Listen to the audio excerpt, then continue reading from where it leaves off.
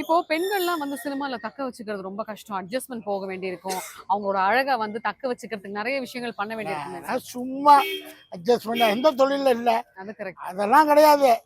சும்மா பப்ளிக் ஏதாவது ஒன்று பேசணும். அவங்க உடம்பு வந்து கெட்டுப்படாதா?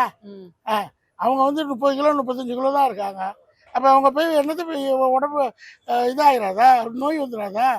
ஏதாவது சும்மா அவங்களோட போய் பழகினாலே பேசுகிறேன். அது ஏதாவது ஒன்று சொல்லணும். அதுக்காக மக்கள் அங்கே இங்கே நடிகைகளை சொல்கிறது பாரம்பரியமாக போச்சு. ம். அது வந்து என்னன்னா, அதை வந்து நான் வந்து அவங்க ஹெல்த் பாதிச்சு போயிடுமே.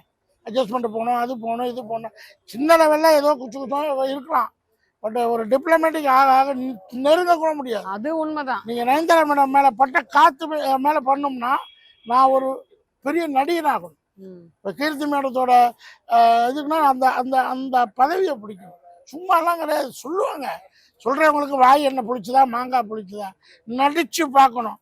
10 ஹீரோட லீலாவா, நம்ம இதில் புஷ்பா டூல இல்லை, மகேஷ் பாபு நடிச்சோட குண்டூர்காரன், அந்த பொண்ணு ஆடும் பாருங்க, சரீரமே ஆடும். டெடிக்கேஷன்.